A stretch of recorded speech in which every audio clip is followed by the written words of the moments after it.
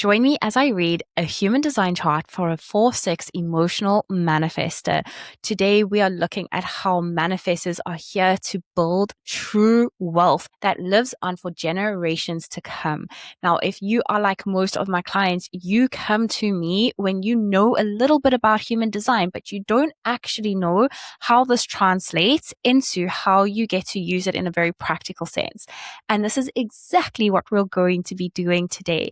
We are diving into the beautiful chart of Nicole, who is in the money world in terms of teaching and educating women how to build wealth through investing. And her chart is so incredibly aligned, or should I say, she is so incredibly aligned with what she is here to do. And we're really going to see how this dynamic plays through in not only her business, but I'm sure there will be other areas of her life where she'll unlock how to be a mom and be a wife in accordance to her unique codes. So if you're new here, hi, I am Kylie. I've read over 500 human design charts to date. And the thing I am most passionate about is breaking down this really complex system into really practical, simple things that you can do every single day so that you change the entire trajectory of your life. Without further ado, let's bring up Nicole's chart and start to dive into everything that makes her so fit to be an investment coach. Of course, we will be starting with what it means to be a manifestor and how manifestors are here specifically to build wealth. Manifestors' strategy is to inform and initiate. Now, what this means is that manifestors don't actually have a sustained source of energy. And so manifestors will have these spurts of working really hard and then backing off. And when we look at the system overall, we often say that manifestors would be the playwrights if we had to look at a play in the context of how all the different types work together. So the manifestors would be the playwright, the projectors would be the directors, the generators and manifesting generators would be the lights, camera, action, actors, actresses, etc. And the reflectors would be the audience reflecting back to the audience what they thought of the play. Now, with the manifestor being the playwright, we have to really sit back and go, they're the playwright, they have the idea, they initiate it, but then the work kind of happens in the background. And yeah, they'll have input here and there, but they're the initiator of a project, and then the project follows through with everybody else. Now, when this information gets translated into a financial sense, and for Nicole watching this, you're going to feel like, oh, I already do this. And as I always say with my readings, you're probably not going to learn anything new about yourself, but you are going to gain permission slips of, oh, that's exactly how I do things. And so with this information translated into a financial sense, investing for manifestors is the best way to create wealth because you're taking ideas, you're initiating them, you're using money to then work for you in the background. So you will have initiated the process of choosing which funds to invest in, of setting things up, and then money gets to work for you. And this is why manifestors are really good naturally at investing because it works so naturally in accordance to your design. Now, this is going to be a little bit more tailored to you specifically, Nicole, because you are not just any kind of manifestor. You are an emotional manifestor with a defined spleen. And what this means is that you have probably made really good gut-based decisions on how you get to invest. And you are very connected to your gut feelings. So let's dive deeper into that because you are an emotional manifestor, which means you are here to make decisions based on your emotions. But most people that have an emotional authority, when they first realize that information, they're going, I'm a very emotional person. What do you mean? I'm here to make decisions with my emotions. And essentially, I actually love using an emotional authority specifically with spending and buying decisions to get into the flow of what is for you and what is not for you. We aren't here to make decisions at the peak or the trough of our emotional waves. I'm an emotional authority myself. That's why I often use we. You are here to make decisions when there's a moment of clarity. And the clarity comes once you've ridden a wave of going, is this the best decision for me? No, this is not. Maybe this is a good stock to invest in. I don't actually think so. And it will fluctuate until there's this moment where it feels like everything's gone from going, whoa, I just know I need to invest in this. I just know I need to do this. And that is what we call emotional clarity. Now, you have all three types of emotional waves. And so you're not going to have a consistent flow with how your emotions work because it will depend which emotion is coming through. But when you gain clarity, it is going to be so incredibly strong because you will have gone through different kinds of patterns and waves in order to get to that clarity. So the three types of waves are you've got tribal, individual, collective. A tribal wave is where it kind of ratchets up, you explode, you drain out the emotions, and then you start at zero until it ratchets up until you explode again. And when you're ratcheting up, it's going to feel like this happened. Okay, it's fine. I'm just going to suppress it. I'm going to swallow it down. You let it simmer. You push it down. Something else adds up and it, okay, just swallow it down until you get to a point where you just explode. Before you explode, a great way to help you not explode is through touch. Now, this is going to be a contradictory because you also have the individual wave. And with the individual wave, it's a very sporadic wave. It ratchets, it clanks, it's very it's very inconsistent. And with the individual wave, you're going to have moments where you want to withdraw yourself from people completely and just spend time in isolation. And so you're not going to always understand why in some moments you just want to have a hug if you're very emotional, but in other situations you want to withdraw yourself from situations. Third type of wave you have is your collective wave. And for you, you're going to want to specifically have new experiences in your life and you're driven by this hunger. And when that hunger comes up, it can be your biggest contributing factor to being incredibly successful. But on the shadow spectrum, it can drive you to always wanting more, which then has the underlying frequency of scarcity, because when we always constantly are seeking more and different adventures, we're driven by the fact that there is something that feels unfulfilled, and that's what the hunger is. But with this kind of emotional wave, and you'll also cause a lot of chaos in your life if you do feel unfulfilled, and then you're going to seek new adventure, and that sometimes could be through chaos to bring up these emotions within you.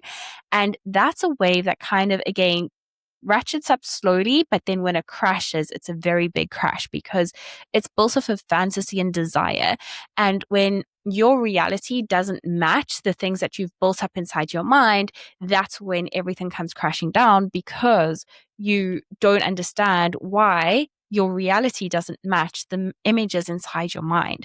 And so those are the three different types of emotional waves that you've got. It's always about having a peak and a trough. And so you're going to ride out your emotional wave until you have a sense of clarity. Now, I personally love to actually help people test their emotional wave when it comes to making financial choices. And so I always say to people to choose something that has no consequential value to your life. And perhaps you are looking at a new pair of shoes or a handbag that you really want.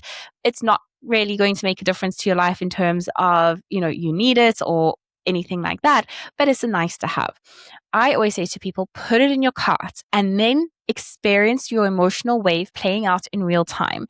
Because maybe you wake up tomorrow and you're like, I actually don't really need that. I've got a bag that looks really similar. Why would I be buying something that is of a similar nature? And maybe you'll feel a little bit more flat about it. But then the next day, it's like, oh, but no, it's so beautiful. It does have these details that I absolutely adore. Oh, imagine having it. I could wear it with this outfit. And perhaps you start getting really excited. And then the next morning, you're like, oh, I don't know. But then there's going to come that moment where it's like, uh, hmm, I need the bag or I don't need the bag. And it's not going to be an overly excited or an overly flat feeling. It's going to be a moment of absolute neutrality. Now, I have an emotional authority myself. And when I do get to this moment of absolute clarity, there's still, of course, going to be excitement, especially over a big purchase. But it's not this it's not a heightened state of emotion. It's more this feels really neutral, it feels really grounded, and it feels really good. And that is also a gut feeling. You have your emotions that are your gut feelings, and you also have a splenic definition, which is, ooh, this feels healthy to me. And if you think about your mind gut connection, it's the mind body connection. And your body, which is literally your gut instincts, because if you think about it, how we digest food, well, that's your gut health. So the mind gut connection is very much attuned to how you feel in your body and what is feeling healthy for you. So if you're stuck on, I just can't make a decision right now because I'm in a peak or a trough, a secondary question that you could ask yourself is, does this feel healthy for me to do X, Y, and Z? Now, again, your strongest authority will be that emotional clarity that comes through. And it's really important to make your big financial decisions with that emotional clarity. And if you don't know what decision to make, it just means that you simply don't have enough information yet. So maybe your gut instincts are telling you to address or to study the markets for longer, to see where the peaks and the crashes have been, to understand what's at play. Maybe you don't have enough information before making a huge financial investment decision. But when you do, know that it's the right thing. You need to move, and you will move incredibly quickly. Now, this is where information around being a manifestor can be quite contradictory. And I'm going to go through kind of the tripwires you have in your chart. You are a manifestor, which means when you get an idea, you want to move really quickly. You've also got a defined ego center, which makes you move incredibly fast, because when you have a desire that gets placed on your heart, it's again that insatiable hunger of, I need to do this and I need to do it now. And you go for it. It's people probably would have told you before that you're stubborn, but not in a bad way. It's in that way of, oh my gosh, Nicole does anything she sets her mind to. Now, not only with having your defined ego, which is the center, you've got that manifestor urge of, I need to do this now. And this is where the tripwire is. You still need the space and time before you move. So when an idea comes in, and it's often going to be led through your heart desires, you're going to go, stop, I need some space. How do I feel? Or I'm still too excited, or I'm not excited at all, or I don't have that neutrality, I don't have that clarity. And that's the space you need before you go. But when you get that clarity, you move, and you move incredibly quickly. And this is where people really struggle to keep up with you. So this is what it looks like when you're living in your alignment and when you're not living in your alignment. When you're living in alignment, people around you feel really activated. You've got generators that feel like they've got something to respond to. You've got projectors feeling like they're getting invites. You've got reflectors reflecting back the health of things to you. Like, it is incredible. Everybody feels at peace. People around you feel that they've got purpose.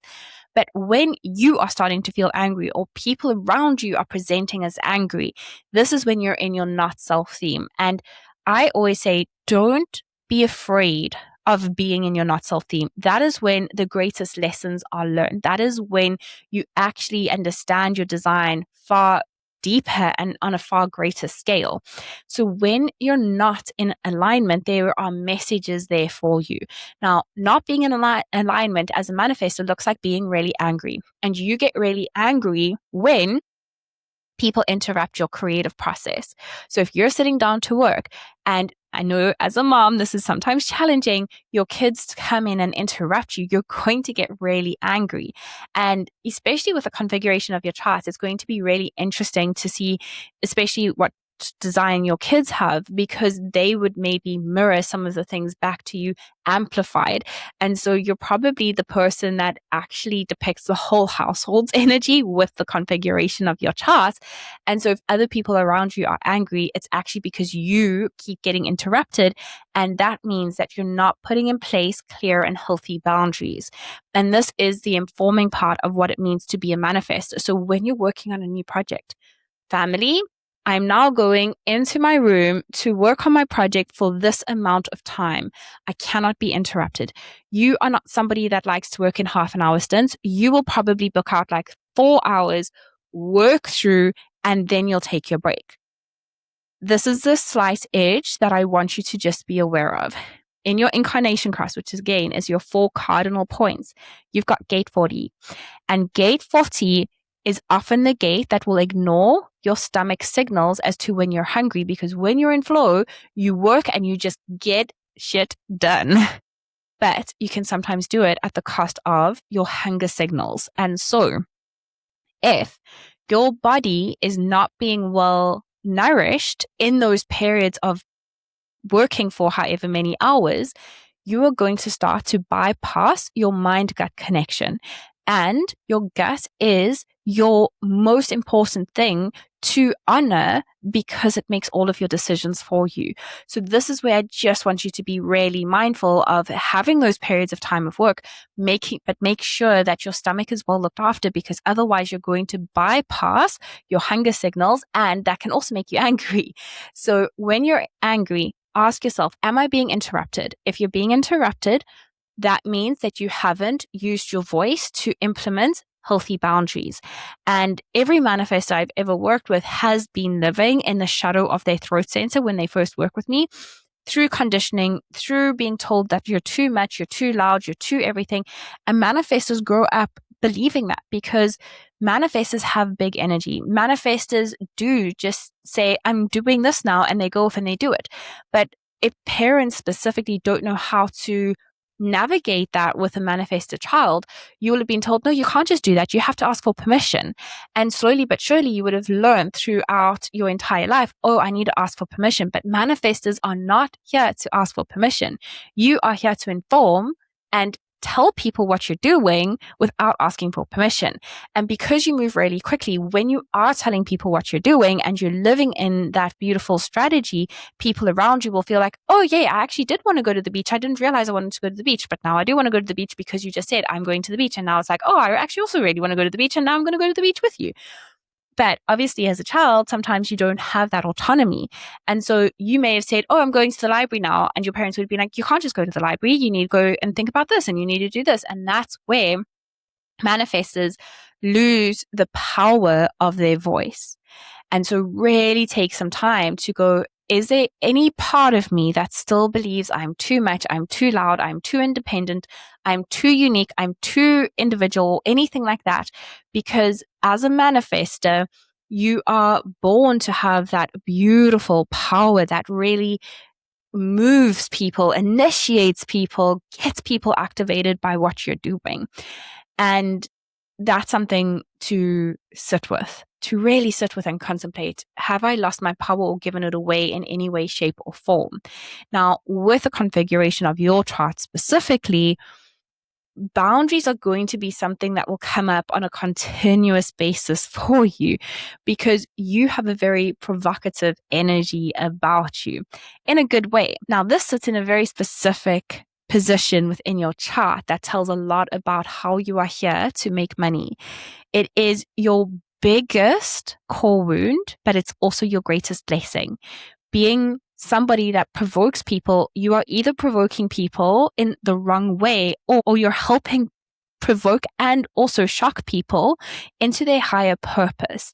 Now, again, that can either land really beautifully, or people will get very intimidated by it, because not only are you a manifestor, you're a manifestor with gate 45, which is the gate of the queen. So you've got this energy of, I just know what I'm doing. Now, when you own that, very powerful.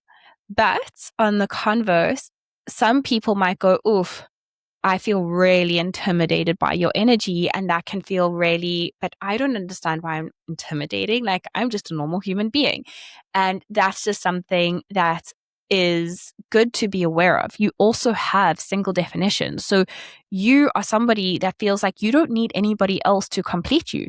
You feel like a complete human being, and you don't need work to complete you. You don't need anything else external. You have this solidness within you. Now, solidness within you doesn't mean that you're not going to change and evolve, because you have an undefined identity center. So there are going to be periods of your business where you're probably rebranding, or you're probably or you probably love to change the decor in your home often, or things like that. So yes, you don't always have one singular direction and purpose in your life, but you do have this air of, I am a complete person and I don't need anybody to plug into me or to help me feel like I'm complete. But you do have this beautiful power where it's, I am just complete within myself. Now, again, depending on your life experience, if that doesn't feel true right now, it just means that you're in the shadow of your design. So when we look at shadow versus conditioning, conditioning is where you're open in your chart. So all of your centers that are white are going to be other people. So for you, you will have been conditioned through other people's opinions, ideas, thoughts, belief systems, who you need to be, where you need to go, and your energy output. That's where you're conditioned. But where you'll be in shadow is your voice, owning your expression, your heart's desires, knowing what your desires are, what your fears are, what your emotions are, like pressure. You may have been somebody that didn't have a good relationship with time. Maybe you do now. It feels energetically like you do have a good relationship with time now, but growing up, that may not have been the case. But it was your soul remembering that you are really good at time management. You are really good at knowing your inherent value and worth. So for you, knowing your inherent value and worth is a very important part of your chart, because the more you lean into, I actually do naturally have that about me, the greater you are at being the teacher you are designed to be in this lifetime. So I want to talk a little bit about your profile line now, because your profile is one of the rarer ones, and I don't see it come up often, but I believe that you're already living so beautifully in alignment with it. As a 4-6, you are here to connect people together. And again, using your manifestor power, this is beautiful, because you are able to go, I have this idea. I want you to do this. I want you to do this. And the generators are going to go, yes. And even if you think about how we have connected, that's exactly what has happened. You're going, I've got this connection, I've got that connection. Let's combine all of these things together. This is how I see it working. You are the networker. And so I know that you will have heard the saying before, and it's so prevalent for you. Your network is your net worth. And so if you're finding that you're not getting the right opportunities coming to you, you need to change your environment. Get into rooms with people that have the right connections for you. And that is why you are going to believe so much in investing in yourself, because of the connections that you make along the way. And you're naturally really talented at the connections that you do make. You also understand people in a very specific way, because you've got gate 12, and gate 12 is a very cautious energy. So you might be cautious when you meet people, but that's one of your superpowers, because you'll start to energetically know who needs to be in your network and how you can all utilize each other to the best of your ability. Now, in your unconscious part of your profile, you have the role model. And this is such a beautiful energy. And I'm going to get into a little bit of like a mix of all the information now. But essentially, being a 6 line, You are somebody that is here to become a role model, to become a teacher, but not a teacher as in I'm teaching people in a classroom in a school environment. You are here to have gained so much experience that you become a sage-like teacher because you have so much wisdom. So a 6-line profile has 3 very distinct phases in their life. And so between the ages of 0 to 28-ish, 28 to 30, you will have gone out and really experienced life. You will have gone and tried out every different thing. And for you specifically, you like to get the taste of different things. So if, for example, you wanted to learn more about financial literacy, you'd learn about investing, and you'd also learn about the wealth psychology, and you'd also learn about the different types of investment models or portfolio builders, etc., because you want to taste it all. And it even goes into food. You want to be able to taste a potato mashed, baked, fried, etc. It's not just in one kind of way.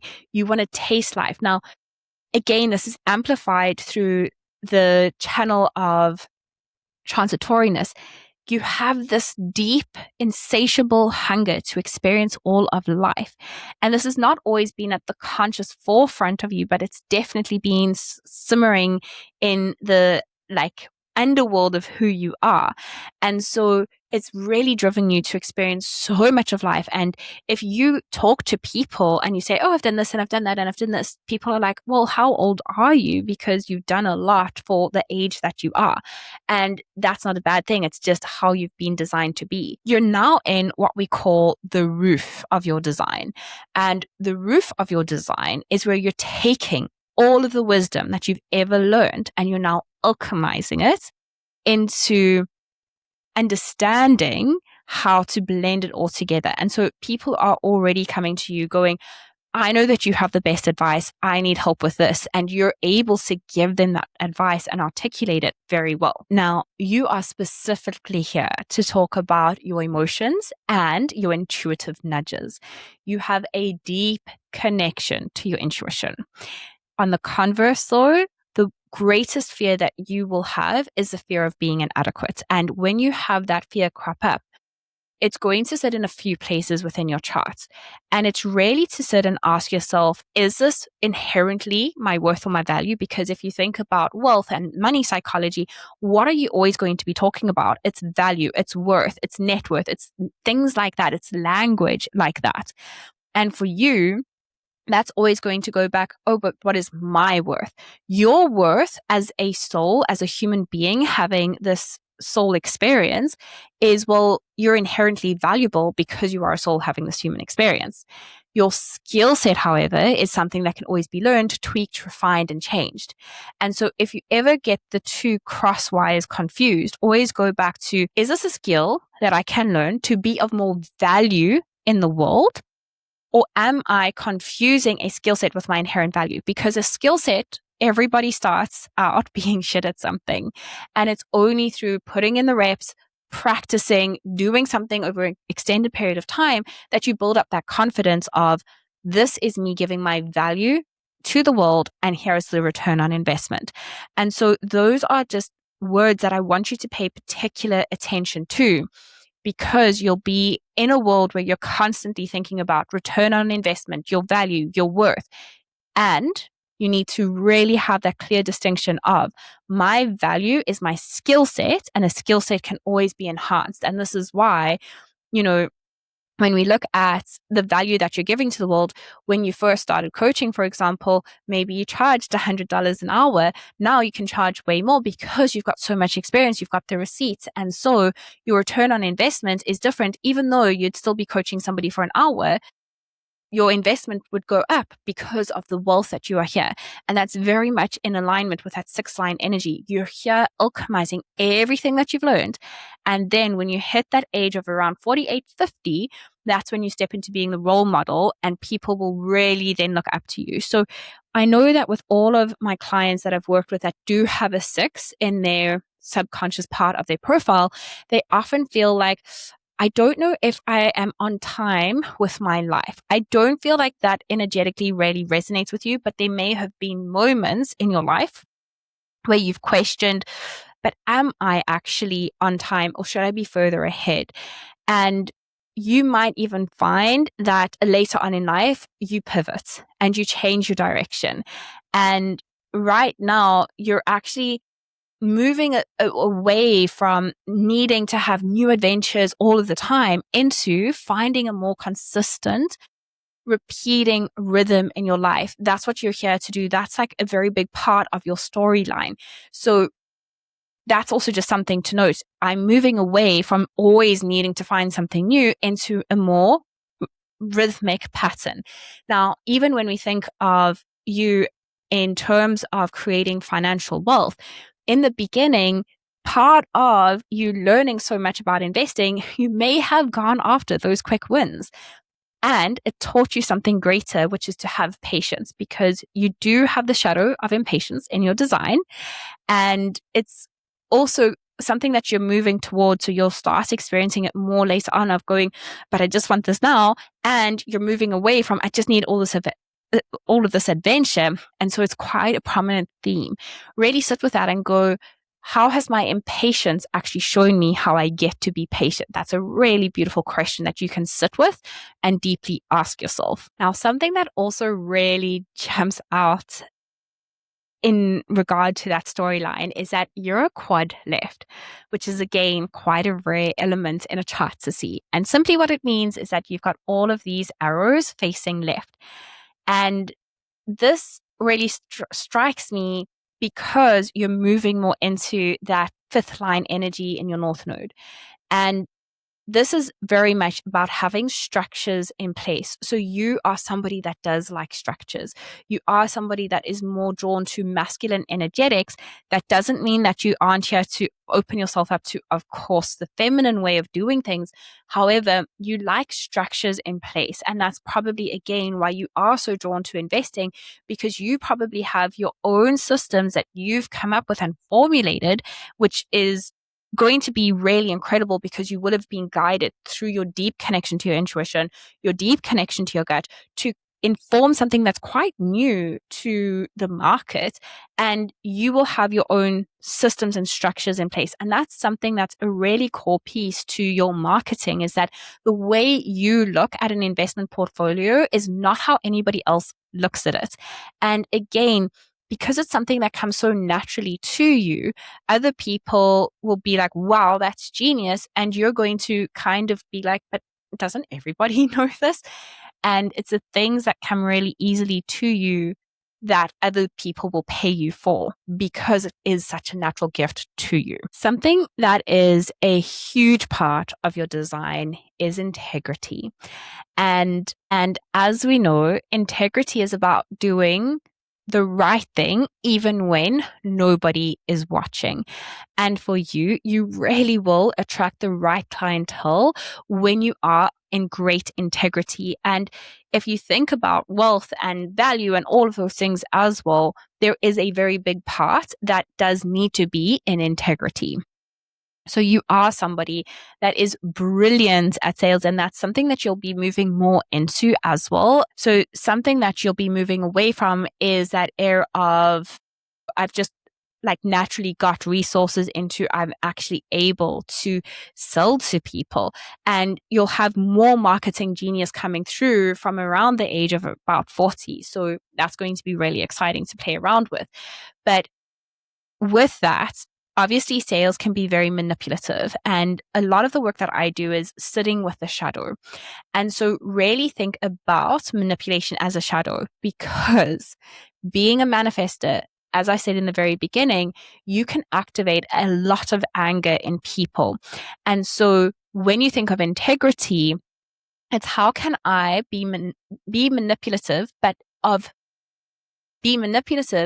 being of service to somebody. So manipulation can be used for harm, but it can also be used for good. And how I always explain it is, I love going to my chiropractor. In many ways, she gets me back into alignment through manipulating my body.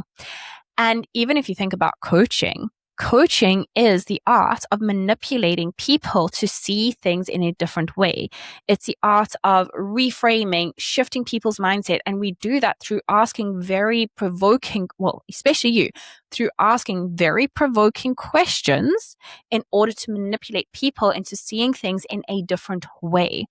And so with manipulation, you will probably have had a lot of situations in your life where people have manipulated you, and that would have brought up anger inside of you. But when you meet the part of you that is manipulative, then you can go, oh, but how can I use manipulation to be a service to other people? And again, that will fall into return of investment in other people's lives, etc. So it's really going back to how can you be in integrity with everything that you do?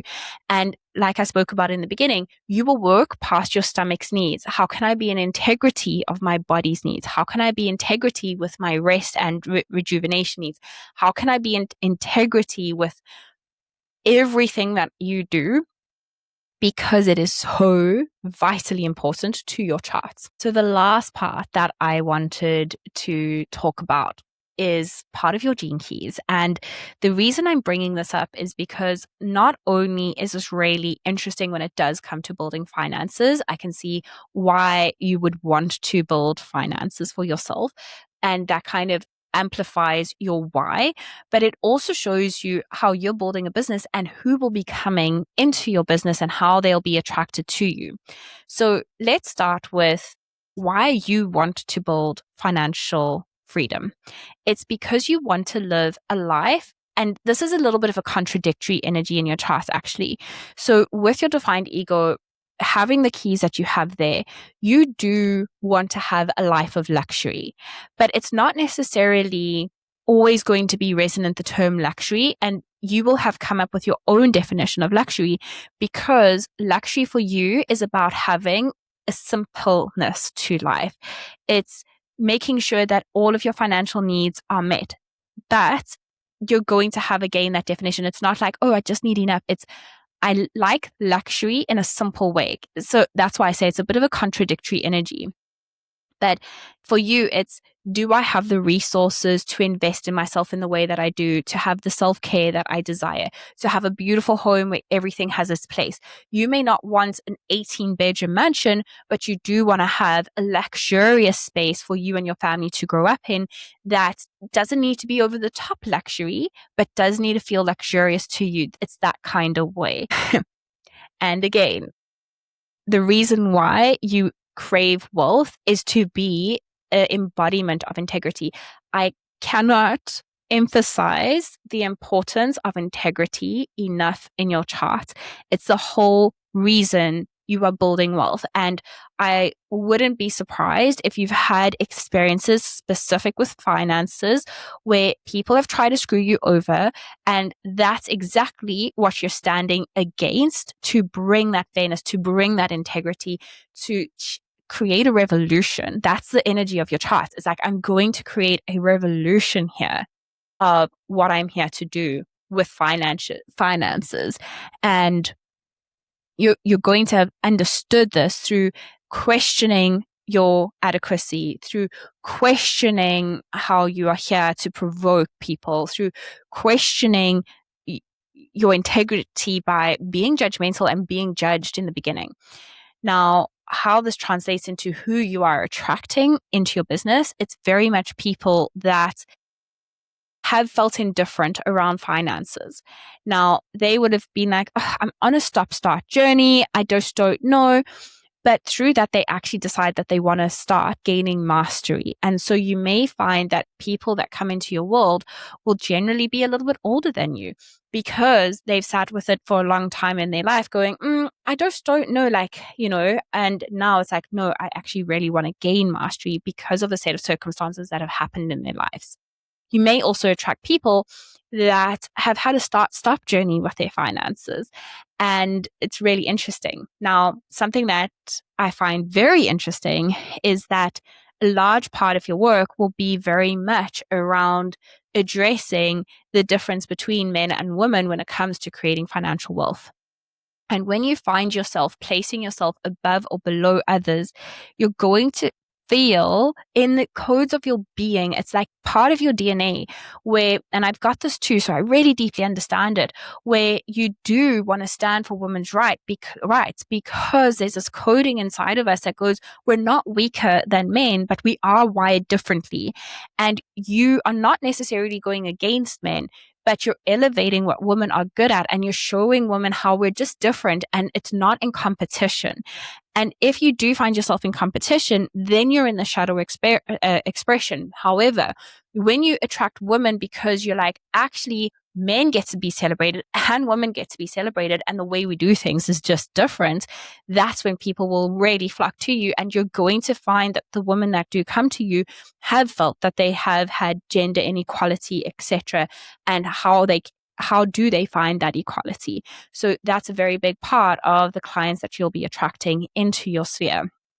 And lastly, again, people will come to you because they're just so exhausted when it comes to all of the contradictory information out there on finances, when it comes to having tried and tested so much. And going back to, you have already formed the system that is so different and so simple. And that's why people will come to you, because you found the resolve to really taking that exhaustion away from people. And that is your greatest gift. So you have an incredible amount of powerful energy in your chart. You are absolutely living 100% in alignment with your chart. The shadow that I would really pay attention to is when you stop and feel like you have to start again. When you feel like you're stopping and you've fallen off course or you've fallen off track with something, and this could be anything. It doesn't need to just be your business. It could be being a mum. It could be like your health and wellness. It could be anything. If you feel like you've fallen off the bandwagon, that is when you are going to need to exert willpower to get back on the horse. And because you have access to your willpower, it's something that will be easy for you to be able to do, but you're going to be needing to be mindful of it and to call yourself out. And how this is translated for me and many clients that I've observed is that when you've fallen off the bandwagon, it's okay to have a day of rest, but when it becomes 2 or 3 days, then it becomes a new pattern. So you're constantly going to have to break through your own patterns. And that can sometimes be one of your greatest sources of aggravation, is that, but I thought I was forming a pattern, and you like the patterns, you like the rhythms, you like the structures. And then if you fall off, you kind of get angry with yourself. And so every time that happens, I want you to really hear this. You're actually meeting yourself at the next evolution, and you're about to quantum leap. So every time you've fallen off course, you're about to quantum leap into your next evolution. And that's how you know you'll be doing a good job. And just to help support your nervous system with that, your body specifically responds very well to anything that works on the auric layer. So energy healings, Reiki, aromatherapy, essential oils, things like that.